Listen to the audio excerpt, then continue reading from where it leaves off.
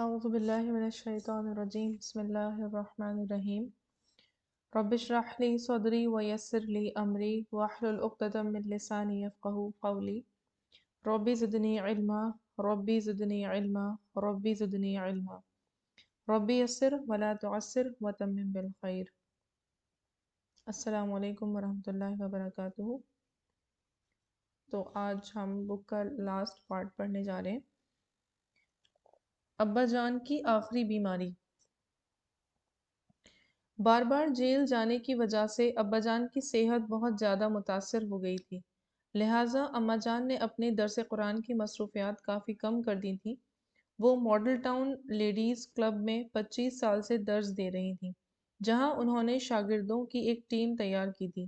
آخرکار درس کا معاملہ اپنی شاگردوں کے حوالے کر دیا اور سارا وقت ابا جان کی خدمت میں گزارنے لگی۔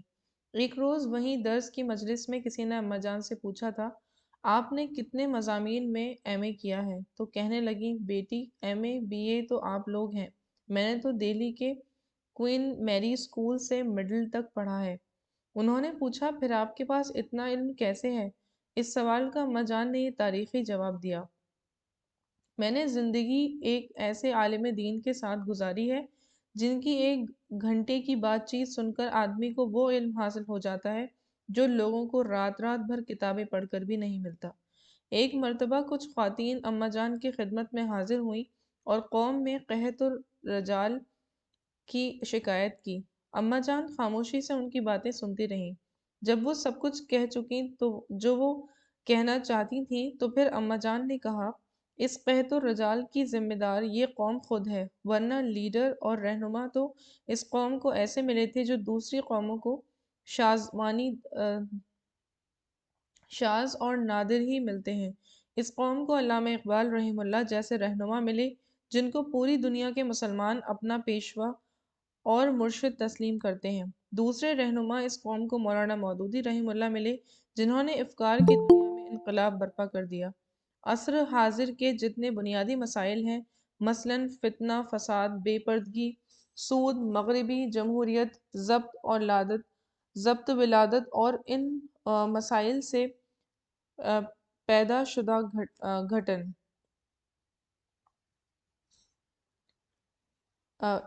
ان مسائل سے پیدا شدہ گھٹن انہوں نے ان مہلک امراض کی بالکل صحیح تشخیص کر کے ان کا علاج قرآن اور حدیث اور سنت نبوی صلی اللہ علیہ وسلم سے پیش کیا، جو ایک بے مثال کارنامہ ہے، لیکن اس قوم نے ان کی قدر نہ کی۔ جب ابا جان کی بیماری بڑھتی ہی گئی تو انہوں نے ہم سے کہا، میں نے اپنے جسم پر بہت ستم ڈھائے ہیں، میں نے ان ہڈیوں پر ذرہ برابر ترس نہیں کھایا، اپنی آنکھوں کو نیند کی فطری ضرورت سے محروم رکھا، یہ سونا چاہتی تھی مگر میں لکھنا چاہتا تھا۔ دن کے وقت میری اجتماعی زندگی کی مصروفیات مجھے لکھنے نہیں دیتی تھی، اس لیے لے دے کر ایک رات ہی تو ہوتی تھی جب میں جم کر لکھ سکتا تھا۔ رات کے کھانے اور عشاء کی نماز کے بعد جو کام کرنے بیٹھتا تھا تو بسا اوقات فجر کی اذان ہو جاتی تھی۔ اگر ایسا نہ کرتا تو تفہیم القرآن کیسے مکمل ہوتی؟ بس اب یہ آنکھیں مجھ سے انتقام لے رہی ہیں، اب میں سونا چاہتا ہوں لیکن یہ بند ہونے کا نام نہیں لیتی۔ انہیں میں نے جاگنے کی ایسی عادت ڈال دی ہے کہ یہ سونے پر آمادہ ہی نہیں ہوتی۔ چاہتا ہوں کہ میرا ذہن سوچنا بند کر دے تاکہ پرسکون ہو کر سو جاؤں، مگر دماغ کو سوچنے کی ایسی عادت ڈال چکا ہوں کہ یہ سوچنے سے باز ہی نہیں آتا۔ اب میری ہڈیاں مجھ سے انتقام لے رہی ہیں، پہلے میں نے انہیں آرام نہیں کرنے دیا، اب یہ مجھے آرام نہیں کرنے دیتی۔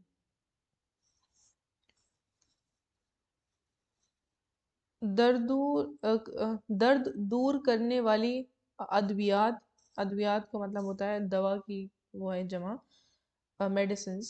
درد دور کرنے والی ادویات کے استعمال نے ان کی صحت کو چاٹ لیا تھا۔ ایک دن باتوں باتوں میں اماں جان نے کہا، تبدیلی آب اور ہوا سے شاید آپ کی طبیعت سمجھ جائے، اس لیے میں امن احمد فاروق سے کہتی ہوں کہ آپ کو امریکہ لے جائے تاکہ وہاں اطمینان سے علاج ہو۔ ابا جان کی بیماری بڑھتی ہی گئی اور پھر بالآخر امریکہ سے ہمارے بھائی ڈاکٹر احمد فاروق آئے اور اصرار کر کے ابا جان کو اماں جان سمیت 26 مئی 1979 کو امریکہ لے گئے تاکہ وہاں رہ کر زیادہ یکسوئی سے ان کا علاج کروایا جا سکے۔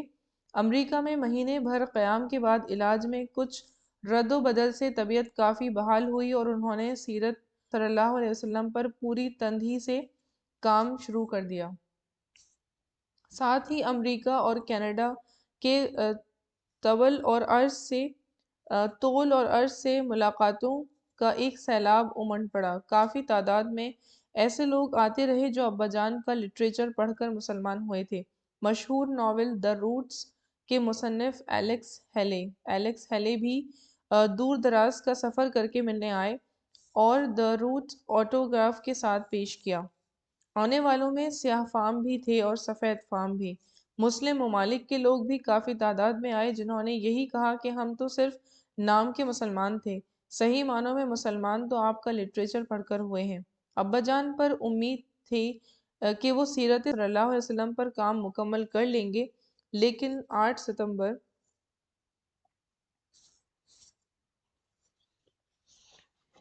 1979 کو دل کا شدید دورہ پڑا۔ ابھی حالت سنبھلنے بھی نہ پائی تھی کہ 21 ستمبر کو طبیعت پھر بگڑ گئی اور تشویشناک صورت اختیار کر گئی۔ جگر اور گردے نے اچانک کام کرنا چھوڑ دیا۔ بالآخر وہ گھڑی آ ہی گئی جس کا آنا مقدر تھا۔ 22 ستمبر 1979 کو بفیلو کے ہسپتال میں پاکستانی وقت کے مطابق شام 5:45 ابا جان نے اپنی جان جاں آفرین کے سپرد کر دی۔ انا للہ و انا الیہ راجعون۔ یا ایتھا النفس المطمئنہ ارجعی الی ربک راضیۃ مرضیہ فادخلی فی عبادی وادخلی جنتی۔ اے مطمئن جان، لوٹ چل اپنے رب کی طرف، تو اپنے رب سے راضی ہے اور تیرا رب تجھ سے راضی۔ شامل ہو جا میرے صالح بندوں میں اور داخل ہو جا میری جنت میں۔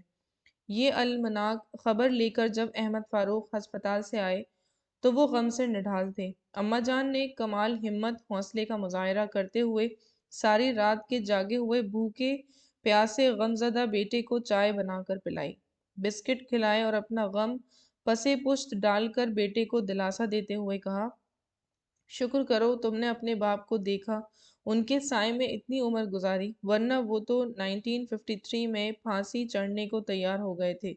اگر اس وقت انہیں پھانسی دے دی گئی ہوتی تو تمہیں یہ یاد بھی نہ ہوتا کہ تمہارے ابا کی شکل کیسی تھی، ان کی آواز کیسی تھی۔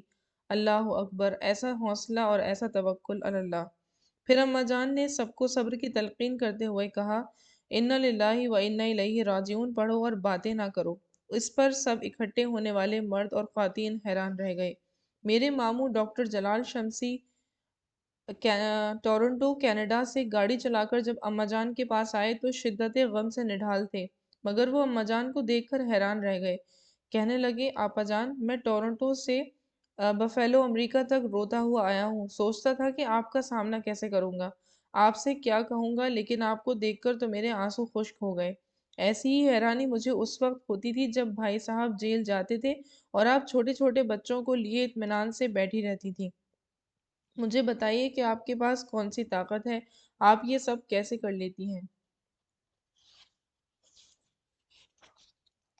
اماں جان نے کہا، اللہ تعالیٰ کی ذات پر ایمان، توکل اور صبر وہ صفات ہیں جن کی مدد سے آدمی مشکل ترین حالات سے بخیر و خوبی گزر سکتا ہے۔ بھائی احمد فاروق نے جہاز چارٹر کر کے میت کو نیو یارک پہنچایا۔ اسی اثنا میں امریکہ میں مختلف ٹیلی ویژن ابا جان کے انتقال کی خبر نشر کر چکے تھے، اس لیے نیو یارک ایئرپورٹ پر بڑی تعداد میں مختلف ممالک کے مسلمان جنازے میں شرکت کے لیے پہنچ گئے۔ احمد فاروق نے اماں جان کو پیسنجر لاؤنج میں بٹھا دیا۔ اسی دوران وہاں بہت ساری پاکستانی، ہندوستانی، ترک، عرب اور افریقی ممالک کی خواتین آ گئیں۔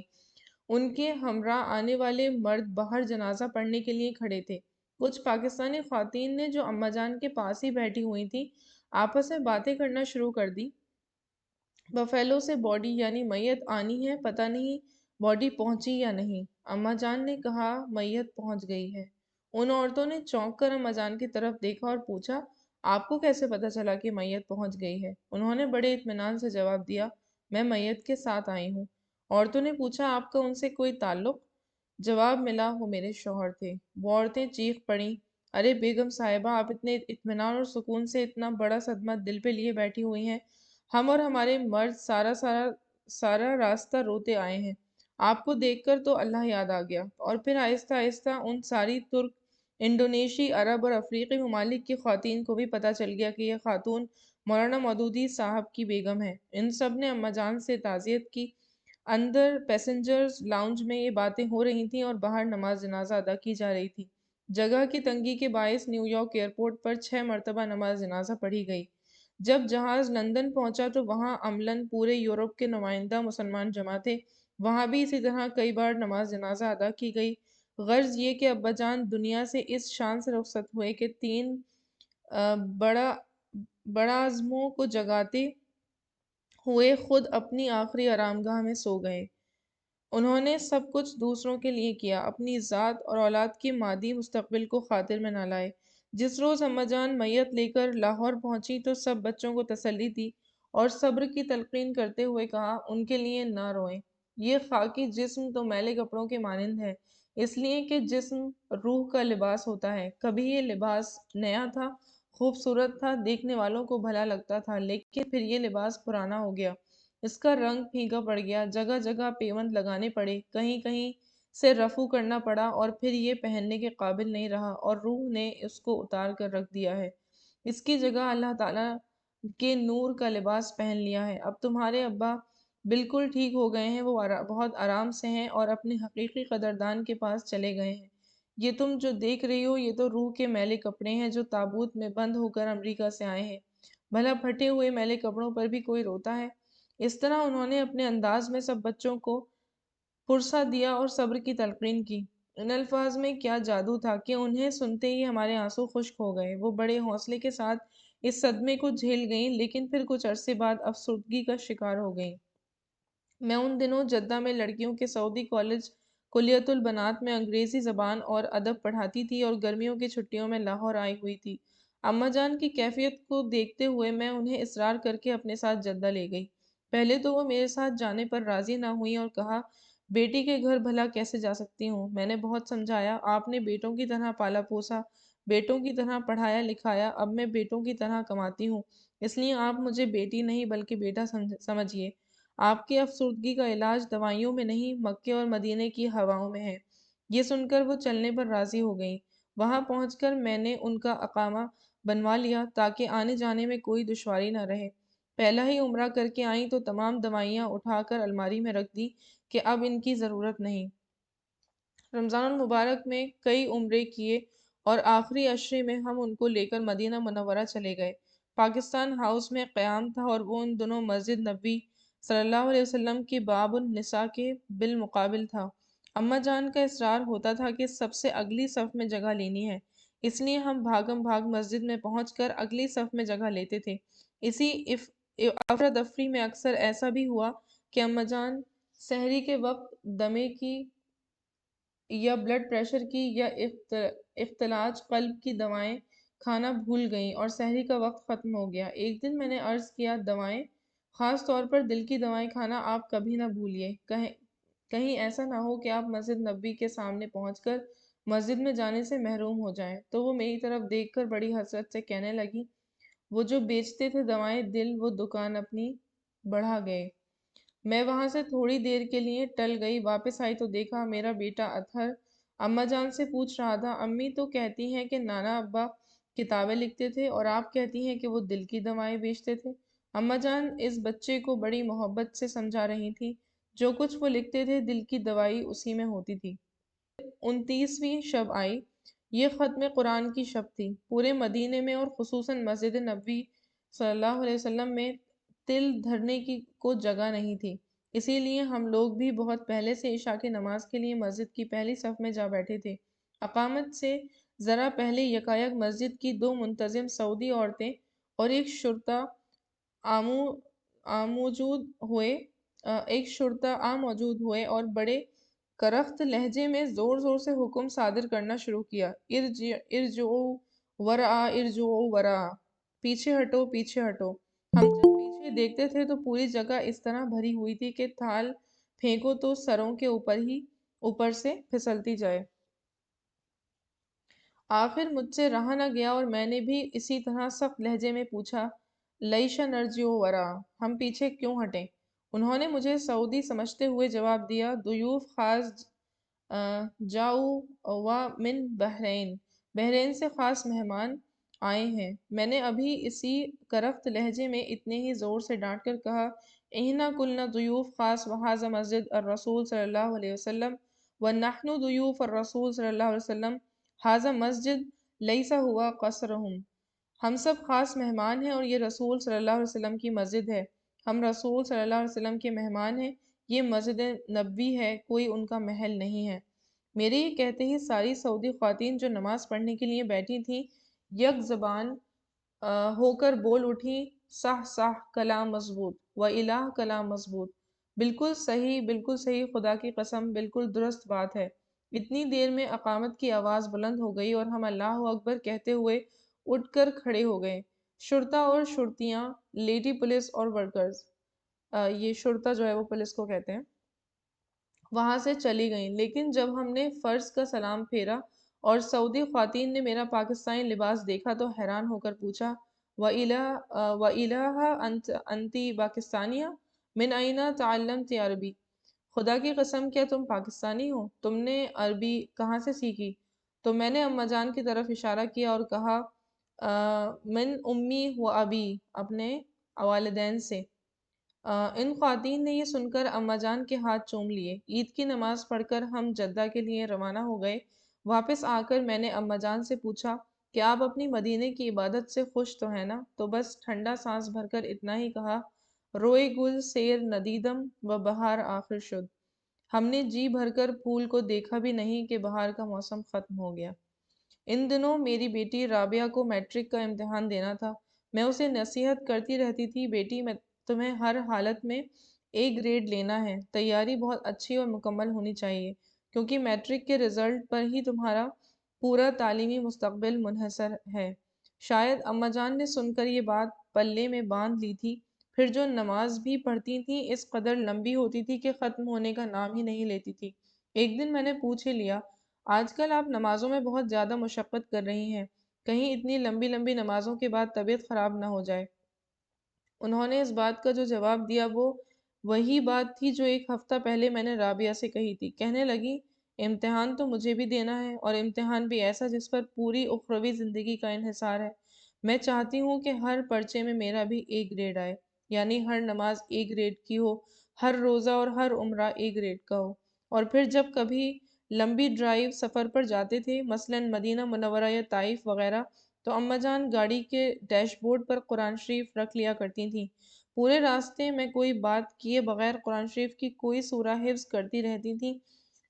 غنچہ ہے تو گل ہے، گل ہے تو گلستان ہے، کہ مصداق ہر وقت اپنے علم میں اضافہ کرنے کی کوشش میں لگی رہتی تھیں۔ اسی کوشش میں ایک بار سورہ فتح حفظ کی، ایک مرتبہ سورہ کہف کی ابتدائی 10 اور آخری 10 آیات حفظ کی، اور مسجد نبوی صلی اللہ علیہ وسلم میں پہنچ کر تازہ حفظ کی ہوئی آیات نماز میں تلاوت کی، اور پھر یہ حدیث نبوی صلی اللہ علیہ وسلم سنائی۔ سب سے افضل تلاوت قرآن وہ ہوتی ہے جو نماز میں کھڑے ہو کر کی جائے۔ جب سورہ کہف کی ابتدائی اور آخری 10 آیات یاد کر کے مسجد نبوی میں پہلی بار نماز میں پڑھی تو کہنے لگی، ایسا محسوس ہوتا ہے کہ کوئی بہت بڑی دولت ہے جو میں نے اپنے اندر سمیٹ لی ہے۔ تھوڑی دیر بعد کہا، یقین کرو ساری دولت، مادی طاقت، سارا حسن، سنگھار اور کمال تو آدمی کے اندر ہوتا ہے، باہر کچھ بھی نہیں ہوتا۔ وہ بہت سے لوگ جو یہ چیزیں باہر تلاش کرتے ہیں وہ اندر سے بڑے مفلس، بہت کمزور اور کراہیت المنظر ہوتے ہیں، اسی لیے تو انہیں یہ چیزیں باہر تلاش کرنی پڑتی ہیں۔ اس روز میری سمجھ میں آیا کہ کیوں اماں جان نے ابا جان سے کبھی کوئی مطالبہ نہیں کیا، کبھی میک اپ نہیں کیا اور کبھی زیوروں کی خواہش نہیں کی۔ دراصل ان کو ایسی مصنوعی چیزوں کی کوئی ضرورت ہی نہیں تھی۔ ان کا اندر اتنا غنی، بھرپور اور حسین تھا کہ باہر انہیں کچھ چاہیے نہیں تھا۔ اماں جان کی خواہش تھی کہ مکہ مکرمہ میں بھی اسی طرح 1-2 ہفتے رہ کر عبادت کی جائے۔ چنانچہ میں نے ڈاکٹر حافظ عبدالحق صاحب کی بیگم فرحانہ بہن سے بات کی۔ مکے میں ان کی رشتہ داریاں اور تعلقات ہیں۔ انہوں نے فلیٹ کا انتظام کر دیا اور خود ان کے ساتھ 2 ہفتے رہیں اور ان کی بے حد خدمت کی۔ اماں جان کی عادت تھی کہ وہ اکثر بات کا جواب شعر میں دیتی تھیں۔ جب مکہ معظمہ سے واپس آئیں تو میں نے پوچھا کہ آپ کی وہاں عبادت کیسی رہی؟ جواب ملا، نمی دانم چے منزل بود شب جائے کے من بودم، بہر سو رقص بسمل بود شب جائے کے من بودم، خدا خود میرے مجلس بود اندر لامکاں خسرو محمد شمع محفل بود شب جائے کے من بودم۔ میں نہیں جانتا کہ وہ کیا منزل تھی جہاں میں رات کو تھا، ہر طرف زخمیوں کے تڑپنے کا رقص جاری تھا جہاں میں رات کو تھا، اے خسرو لامکاں، میں خدا خود میرے مجلس تھا اور وہاں محمد صلی اللہ علیہ وسلم شمع محفل تھے جہاں میں رات کو تھا۔ یہ اس کا ٹرانسلیشن تھا۔ ابھی میں سوچ ہی رہی تھی کہ اس جواب پر یقیناً امیر خسرو کی روح بھی وجود میں آ گئی ہوگی کہ اماں جان کی طرف سے ایک اور شعر عنایت ہوا۔ رخ روشن کے آگے شمع رکھ کے وہ یہ کہتے ہیں، ادھر جاتا ہے دیکھیں یا ادھر پروانہ آتا ہے۔ پھر مسکرا کر کہنے لگی، اس شعر کا اصل مطلب تو حرم شریف میں جا کر کھلا۔ جب خانہ کعبہ کی طرف دیکھتی تھی تو لوگ پروانہ اور ارتواف کے پروانہ وار طواف کر رہے ہوتے تھے اور انہیں دنیا مافیہا کا کوئی ہوش نہیں ہوتا تھا، مطلب دنیا اور اس کے اندر جو کچھ ہے۔ جب صفا اور مروہ میں جا کر دیکھتی تھی تو سعی کرنے والے دیوانہ وار سعی کر رہے ہوتے تھے، اور پھر جب حرم شریف سے واپس اپنے فلیٹ کی طرف آ رہی ہوتی تھی تو دکانوں میں خریداروں کا زبردست رش ہوتا تھا۔ وہاں بھی پروانے دیوانہ وار سونا، کپڑا، ٹرانسٹر، گھڑیاں اور گھریلو استعمال کی چیزیں خریدنے کے لیے چکر لگا رہے ہوتے تھے۔ آخرت میں کامیابی کے طلبگار تو اپنی طلب میں دیوانے ہو کر پروانہ وار طواف اور سعی کر رہے ہوتے تھے، اور دنیا کے پرستاروں کو ان چیزوں کی طلب پاگل کیے دیتی تھی۔ ادھر جب پاکستان میں اسما، خالد اور عائشہ نے بہت اصرار کیا تو وہ واپس لاہور آ گئیں، لیکن ان دنوں کو وہ کبھی نہ بھولیں جو انہوں نے مکے اور مدینے میں گزارے تھے۔ اماں جان، مجھے ابا جان کی کہی ہوئی ایک بات اکثر یاد آتی ہے جو انہوں نے میرے ماموں خواجہ محمد شفیع مرحوم سے کہی تھی۔ اس وقت اماں جان بہت بیمار تھیں اور ماموں ان کی خیریت دریافت کرنے آئے تھے۔ ابا جان نے کہا، جب لوگ نعرے لگاتے ہیں مولانا مودودی زندہ باد، جماعت اسلامی زندہ باد، تو میں اپنے دل میں کہتا ہوں محمودہ بیگم زندہ باد۔ جب کوئی فوج فتح مند ہوتی ہے اور اس کے سپہ سالار کو پھولوں کے ہاروں سے لاد دیا جاتا ہے تو اس وقت اس گمنام سپاہی کو کوئی یاد نہیں رکھتا جس نے اپنی نقد جان ہار کر فتح کو ممکن بنایا ہوتا ہے۔ زندہ باد کی فلک شگاف نعروں میں کسی کی بے نفسی، خودداری، وفاداری، ہر کسی کی دلداری اور اپنی ذات کی نفی کسی کو یاد رہتی ہے۔ اماں جان اپنے استادوں کی بہت عزت اور تکریم کرتی تھیں۔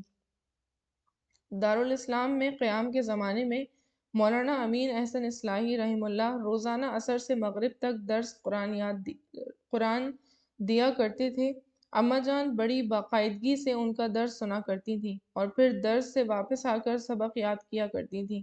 اسی طرح محترم مولانا عبدالغفار حسن صاحب سے حدیث پڑھی۔ ان دونوں اصحاب علم و فضل کی وہ بڑی تکریم کرتی تھیں اور ان کو اپنا استاد کہا کرتی تھیں۔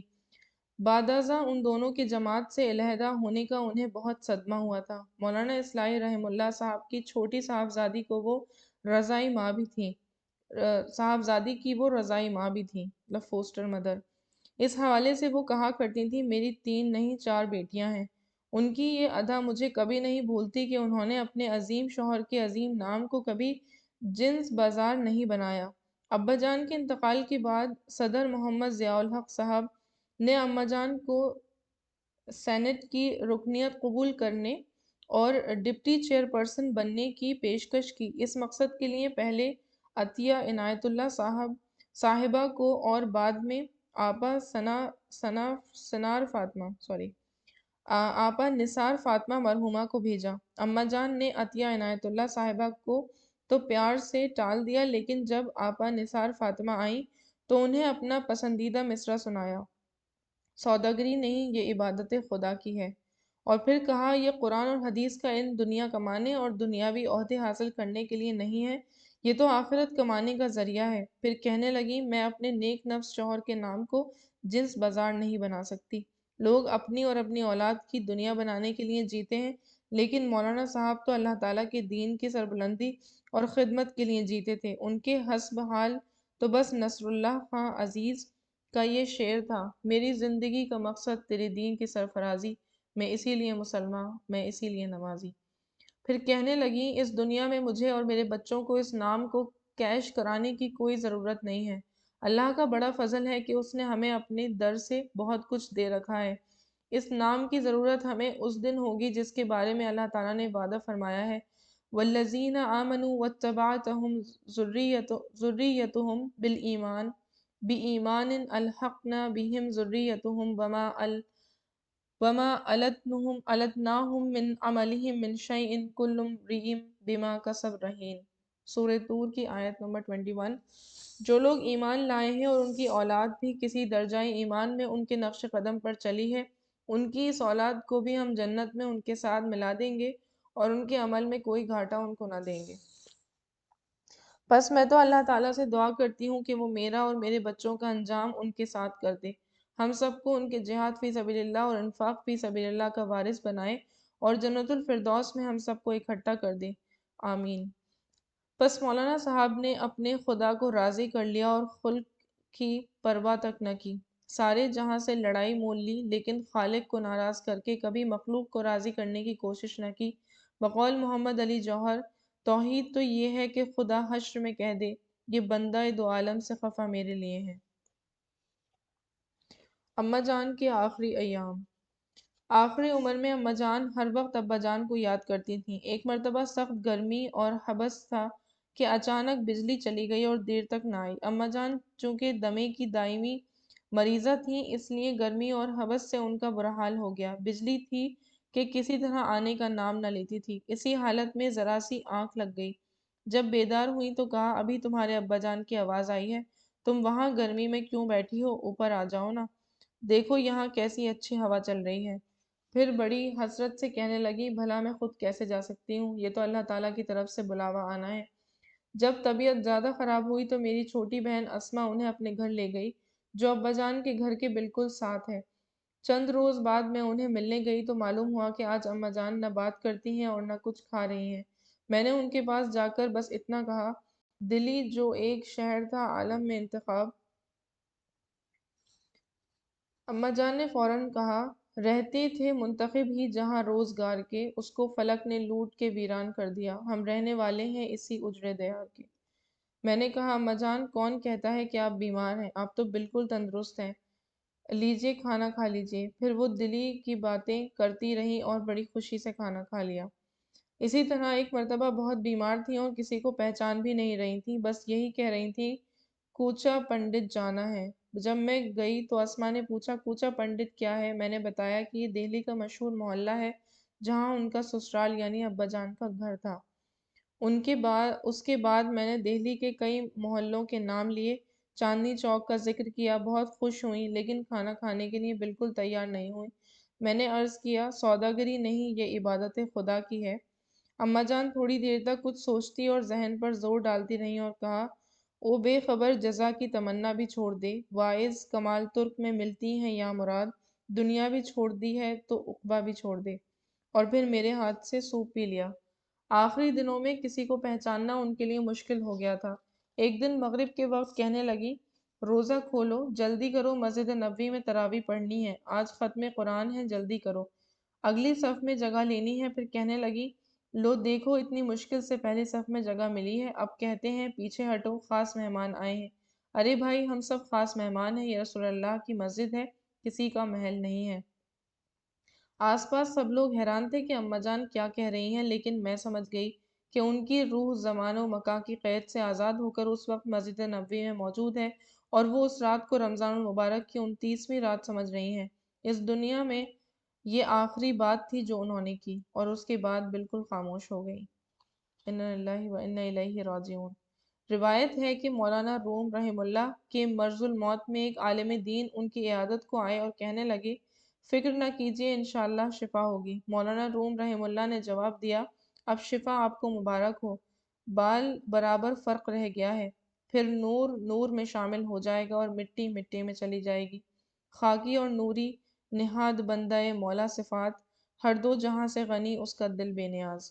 ابا جان نے 22 ستمبر 1979 کو رحلت فرمائی اور اماں جان 14 اپریل 2003 کو بروز جمعرات 8:20 پر اس جہاں فانی سے رخصت ہوئیں اور اگلے دن بروز ہفتہ 11:15 بجے مٹی میں جا ملیں۔ یہ سرگزشت میں اماں جان کے پسندیدہ شعر پر ختم کرتی ہوں: سوئیں گے حشر تک کے سبک دوش ہو چکے، بار امانت غم ہستی اتار کے۔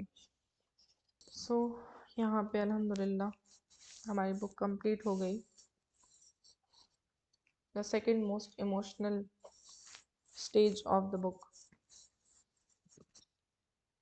تو جو سب سے امپورٹنٹ چیز کہ جیسے ہم نے اس میں دیکھا کہ ان کی ایج اللہ تعالیٰ نے کافی زیادہ کی، ان کی مدد کی، اور وہ آخر میں جیسے کہتے ہیں کہ الزائمر کہہ سکتے ہیں یا بھول کی اس طرح سے بیماری ہو جاتی ہے کسی کو، اللہ تعالیٰ اس سے بچائے۔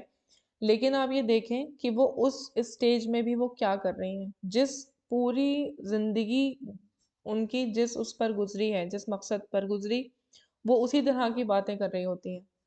تو یہ ہمیں سوچنا چاہیے کہ یہ ہم تیاری کر لیں اپنے ہمیشہ کے لیے، مطلب ایسا ہی پھر ہم سیکنڈ لائف کو امیجن کر سکتے ہیں کہ سیکنڈ لائف بھی بس ایسے ہی ہمارے اس زندگی پر ڈپینڈنٹ ہے کہ ہم جو اس دنیا میں کریں گے سیکنڈ لائف میں بھی ایسے ہی ہونے والا ہے۔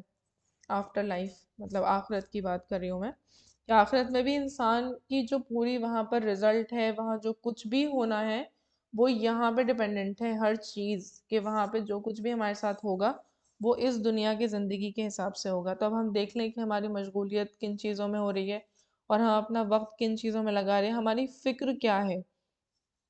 اور جو سب سے زیادہ امپورٹنٹ اور جو سب سے زیادہ کہنا چاہیے جو ایک ٹریٹ ہے جو میں ان کی مدر سے لینا چاہوں گی ایز اے فیمیل، کہ ان کے اندر اتنا صبر اور اتنا حوصلہ، اتنا کریج، تو یہ چیزیں جو ہیں وہ اللہ تعالیٰ کی طرف سے ہوتی ہیں، اللہ تعالیٰ سب کو دے اور وہ بہترین جگہ استعمال بھی ہو انشاءاللہ۔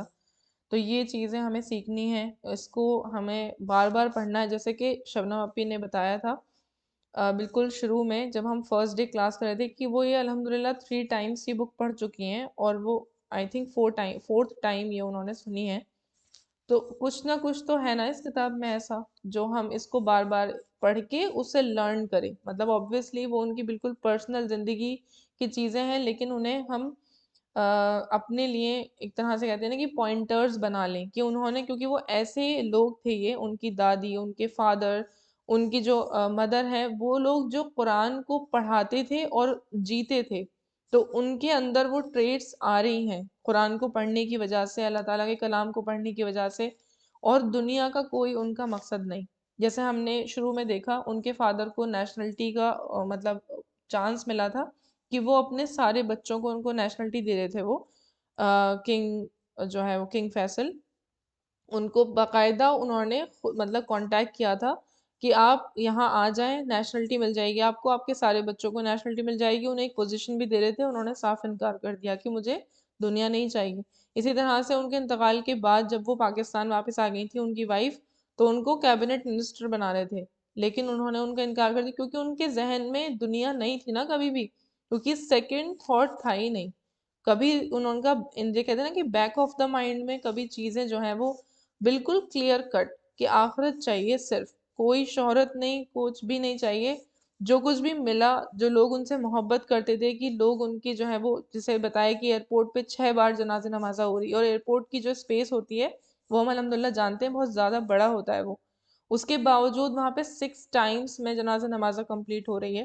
تو یہ لوگوں کی محبت ہوتی ہے جو اللہ تعالیٰ کی طرف سے ہوتی ہے، یہ مقصد نہیں ہونا چاہیے ہمارا، یہ مقصد نہیں بنائے کبھی بھی، یہ اللہ تعالیٰ کی طرف سے ہوگی اور لوگ کرتے ہیں، اور وہ ایک جو محبت ہوتی ہے وہ بہت پیور ہوتی ہے، مطلب اس کے اندر کسی بھی طرح کا کوئی انکنڈیشنل ایک طرح سے ہم کہہ سکتے ہیں، اور دوسرے کے لیے ہمدردی اور اس کے لیے دل سے دعا نکلنا، تو یہ سب چیزیں آپس میں آتی ہیں ان لوگوں کے لیے بھی جو ساتھ میں قرآن پڑھتے ہیں، یا ان کے دلوں میں بھی اللہ تعالیٰ اس طرح کی محبت ڈال دیتا ہے، اور وہ صرف only for the sake of اللہ ہوتی ہے، کہ صرف اللہ تعالیٰ کی وجہ سے، کہ ہم اللہ تعالیٰ کیونکہ ایک پلیٹ فارم پہ آ کر اللہ تعالیٰ کی بات کر رہے ہیں اس لیے۔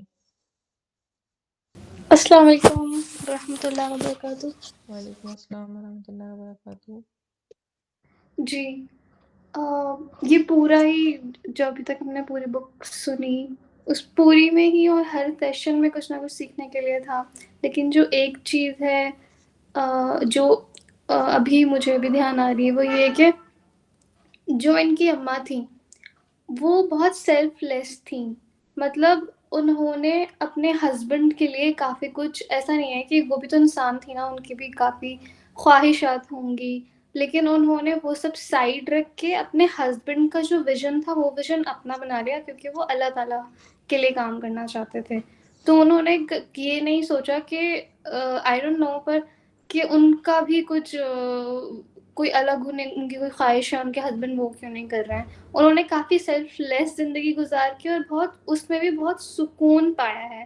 تو اور دوسری چیز یہ کہ مولانا مودودی جو تھے، تو میں یہ سوچ رہی تھی کہ اپنے پرسپیکٹیو سے بہت پرسنل وہ ہے میرا ریفلیکشن اس پہ، کہ جب ہم شادی کے لیے سوچتے ہیں تو ہم لوگ کیا چیزیں دیکھتے ہیں.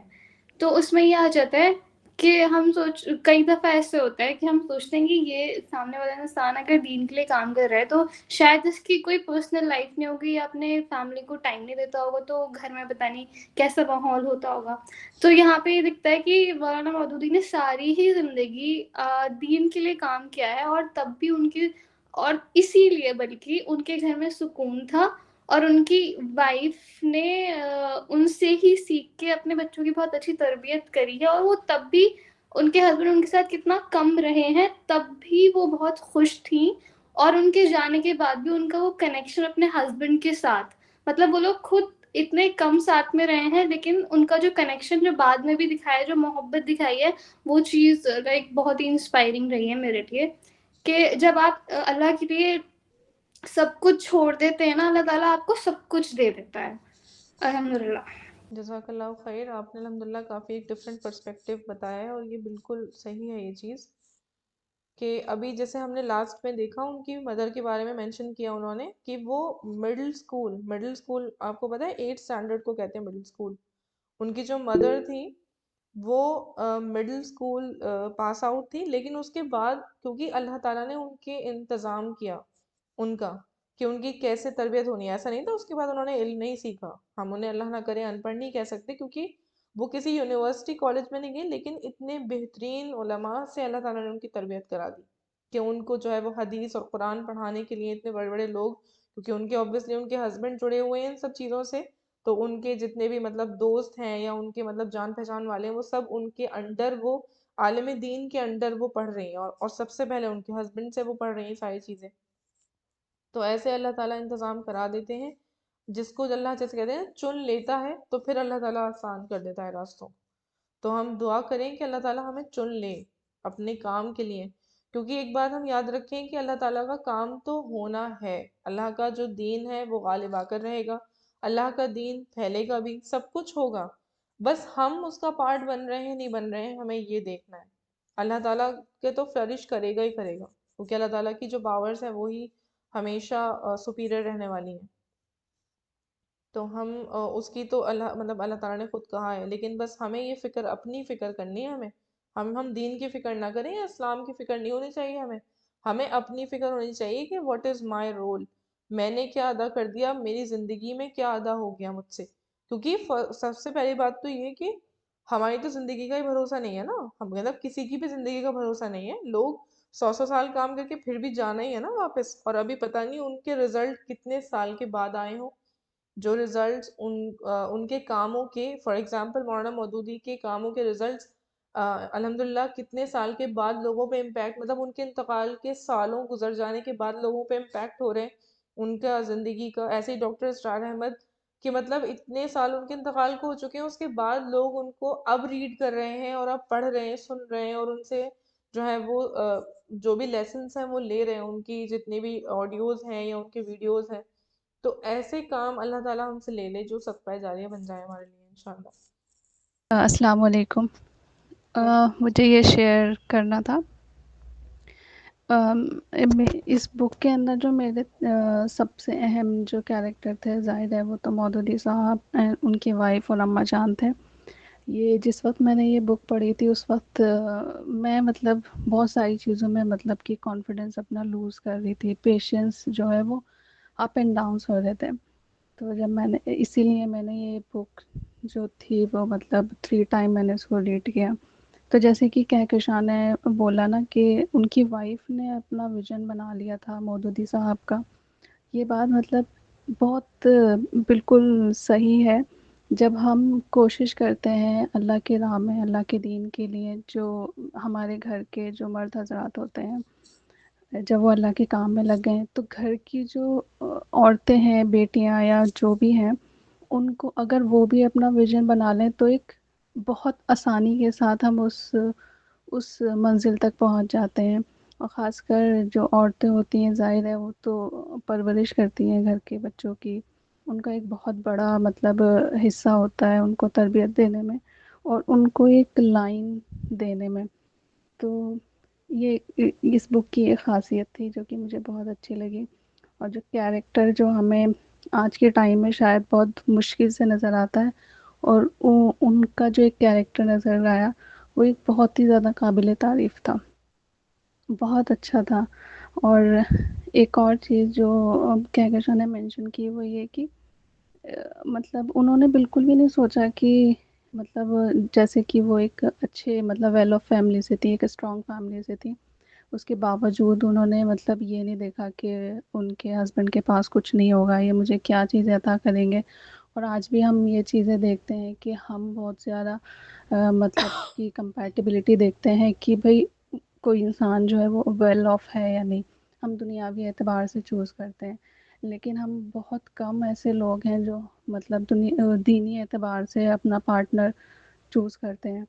تو وہ مجھے بہت اچھی چیز لگی کیونکہ مطلب اس سے ایک وے مل گیا ہمیں آخرت تک پہنچنے کا، منزل تک پہنچنے کا آخرت کی. کہ مطلب جب ہمارا پارٹنر اتنا اچھا ہوگا، دیندار ہوگا اور ہمیں ایک ویژن دے کے جائے گا تو ظاہر ہے ہماری انشاءاللہ آخرت بھی بہت اچھی ہوگی. تو مجھے یہ چیزیں بہت زیادہ مطلب امپیکٹ فل تھیں. اور پیشنس اور کریج جو چیزیں وہ دیکھی گئیں، 2 عورتیں مطلب اتنے سارے لوگوں کو، اپنے گھر کی پوری فیملی کو، اور مودودی صاحب کی مطلب کہ وہ جس طریقے سے ان کا مطلب دایاں ہاتھ بنی رہیں دونوں عورتیں، وہ مجھے بہت اچھا لگا. بہت بہت زیادہ اچھا. جزاک اللہ خیر. جی السلام علیکم. وعلیکم اس میں بہت کچھ ہے شیئر کرنے کے لیے.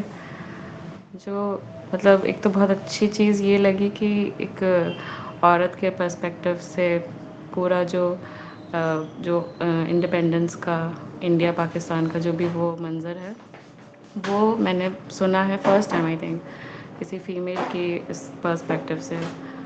اور سب سے امپورٹنٹ چیز جو پوائنٹ آؤٹ کرنے کی ہے کہ جو آج کل کی عورتوں میں مسنگ ہیں کہ وہ اپنا وقت کہاں پہ یوز کرتی ہیں.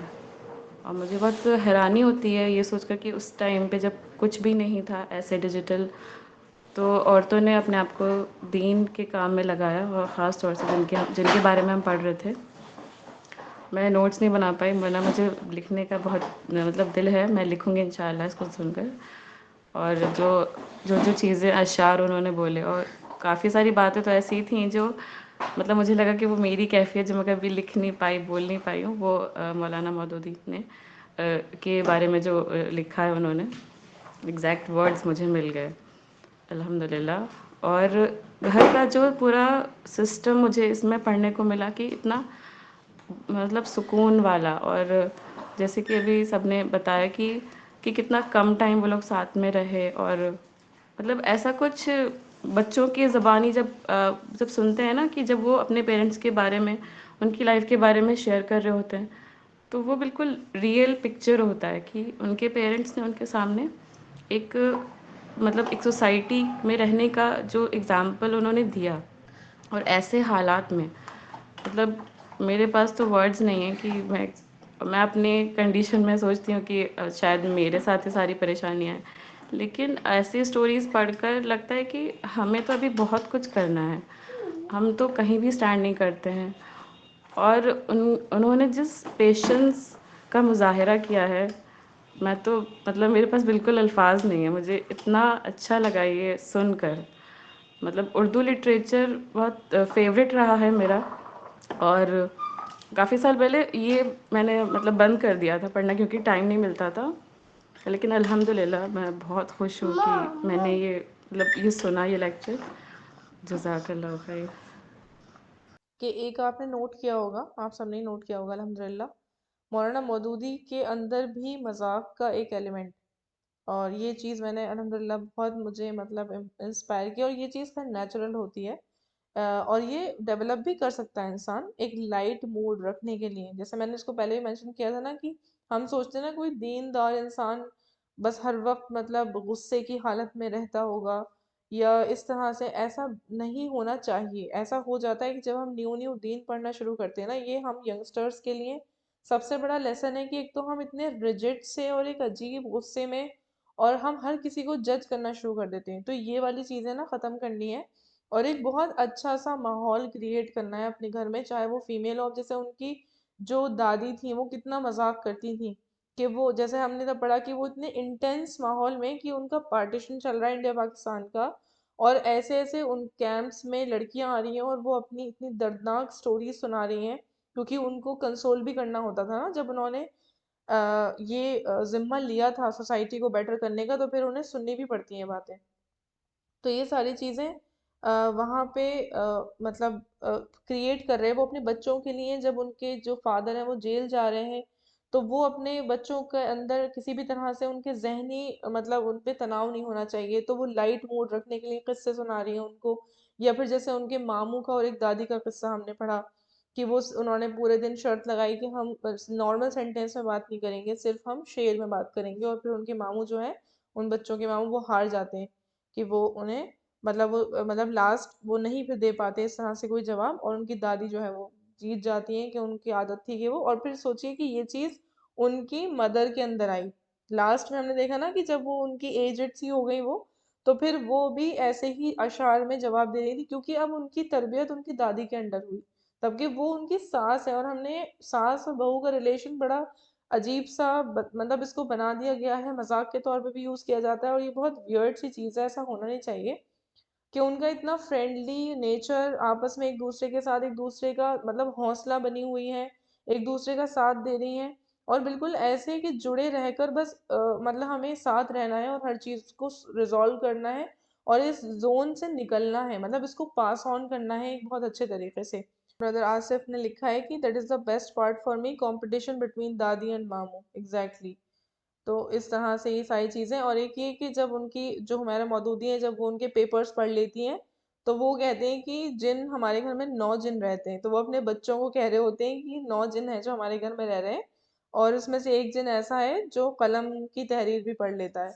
تو یہ اس طرح کی باتیں، اس سے بالکل اندازہ ہو رہا ہے کہ وہ بالکل ایک نارمل فیملی، اور انہوں نے بہت اچھا ماحول اپنے گھر میں رکھا تھا.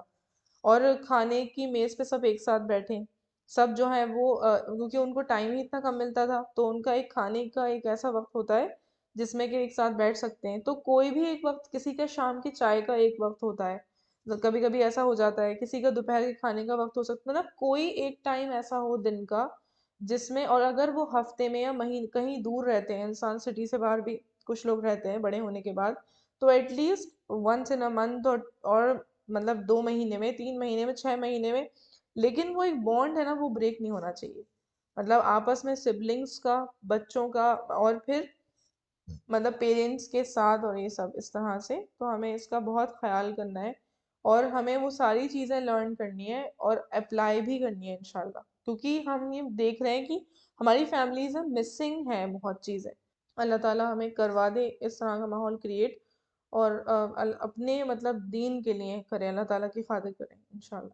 السلام علیکم ورحمۃ اللہ وبرکاتہ.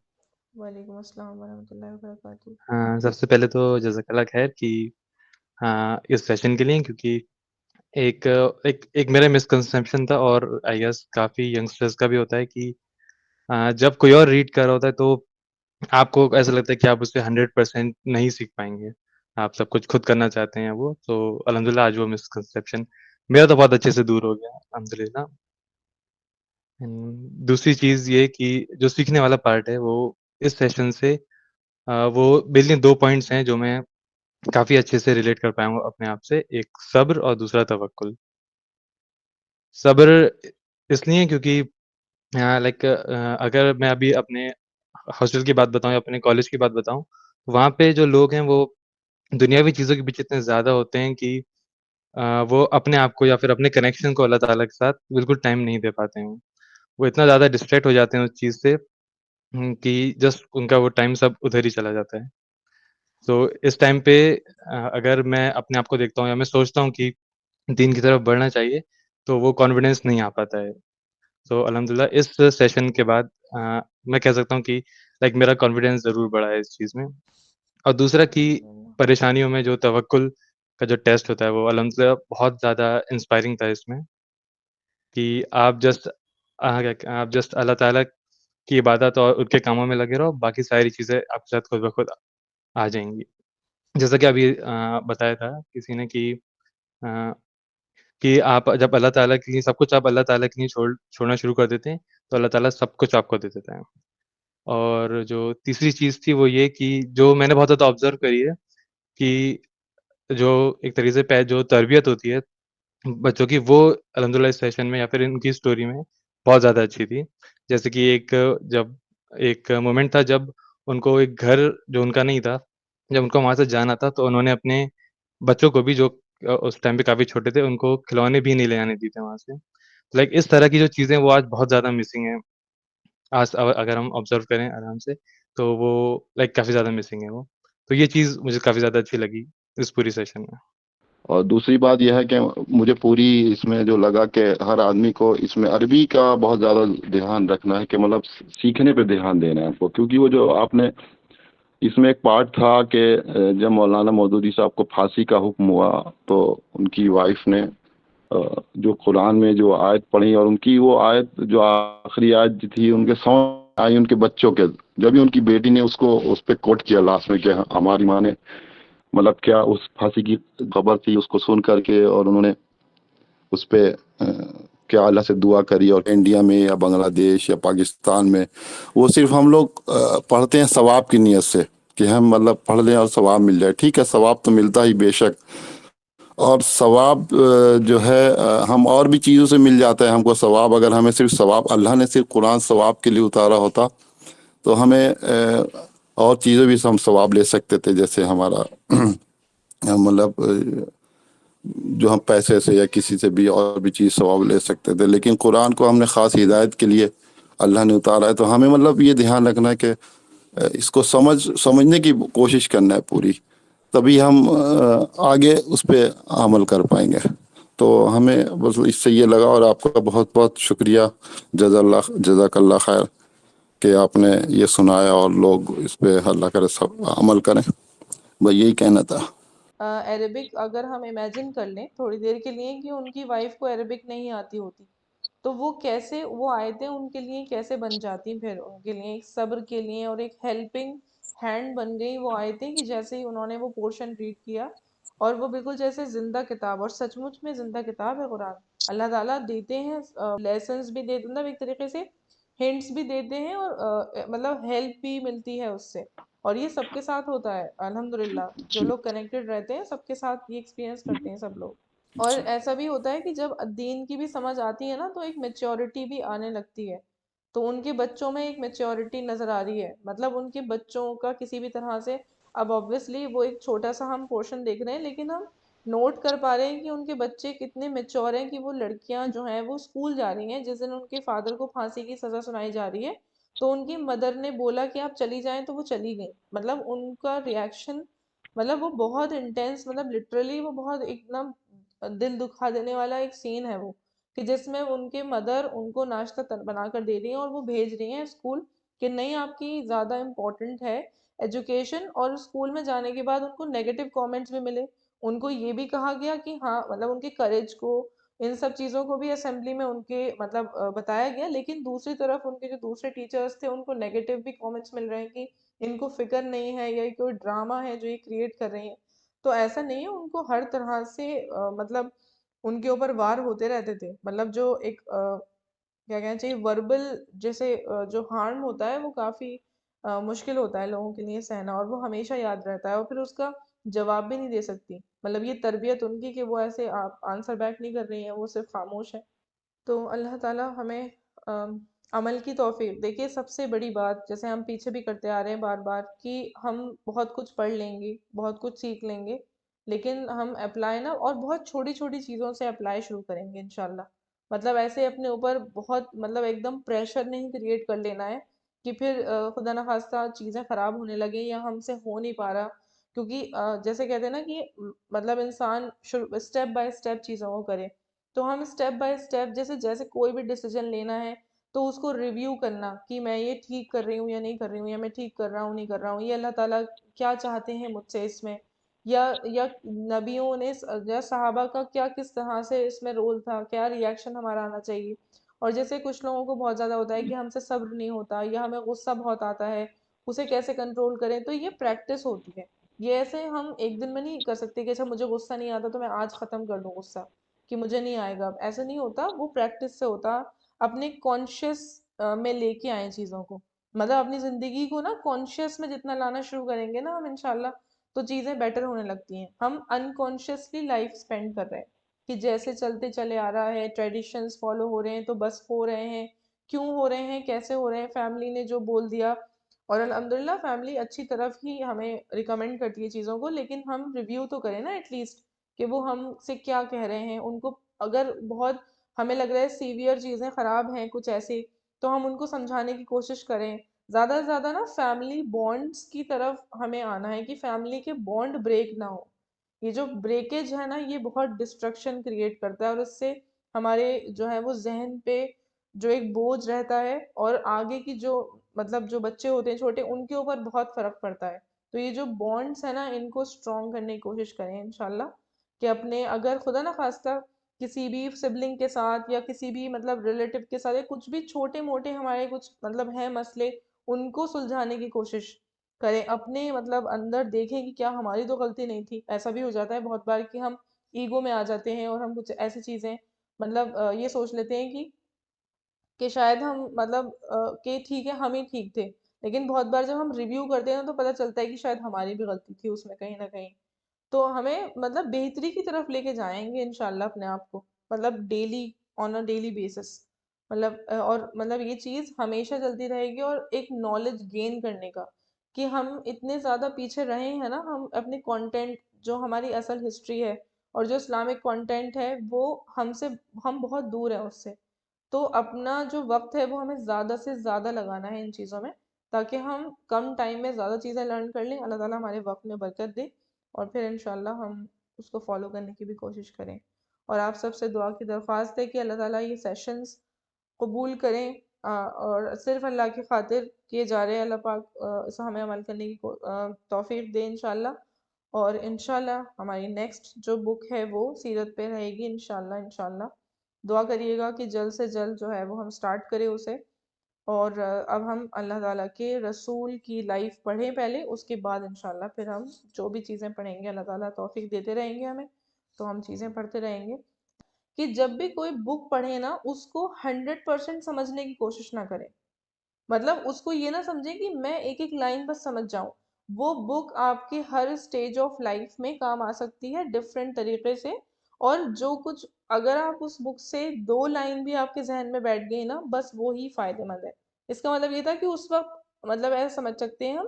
کہ ہمیں اسی پارٹ کی ہمیں ضرورت تھی، مطلب یہ چیز جو تھی ہمیں اتنا ہی پارٹ ہمیں ابھی چاہیے تھا، وہ ہم نے ایبزارب کر لیا، جیسے فار ایگزامپل ابھی بہت سارے الفاظ ایسے ہیں اس میں سے جو ہمیں بالکل سمجھ نہیں آئے، لیکن الحمدللہ کتنی ملٹیپل چیزیں ہم نے سیکھ لی نا، تو اگر ہم اسی کے پیچھے لگ جاتے کہ اچھا اتنی ٹف اردو بھی ہے کچھ پورشن میں، جیسے میں نے شروع میں آپ کو بار بار کہا تھا کہ پلیز اس ٹف اردو کی وجہ سے جو شروع میں بہت زیادہ آئی تھی انٹروڈکشن میں، پلیز ڈریے گا مت، آگے ایزی لینگویج ہے، کیونکہ مجھے اندازہ تھا کہ آسان مطلب اتنا زیادہ مشکل نہیں ہے، تو ہم اس کی وجہ سے بہت ایسی چیزوں سے محروم رہ جاتے ہیں جو ہمارے بہت کام کی ہوتی ہیں، تو یہ میں پرسنلی بھی ریکمینڈ کر رہی ہوں آپ لوگوں کو کہ آپ اپنے لیول پہ بھی جب بھی کوئی بک پڑھیں نا تو اسے 100% سمجھنے کی کوشش مت کریے گا، بس پڑھ کے ختم کریں اس کو، جتنے ہمارے اس وقت اللہ تعالیٰ نے ہمیں سمجھ دی ہے اس کے حساب سے ہم ایبزارب کر لیتے ہیں چیزیں، اور اگر ہم چاہتے ہیں کہ وہ کوئی اور پڑھے تو آپ اس کو دے سکتے ہیں کسی کو، لیکن اگر آپ رکھے رہیں اسے اور آپ اپنی زندگی کے دوسرے حصے میں جب اس کتاب کو پڑھیں گے تو اس سے آپ کو ایک ڈفرینٹ چیز سمجھ آئے گی، اور بالکل ایسا ہی قرآن کے ساتھ بھی ہے۔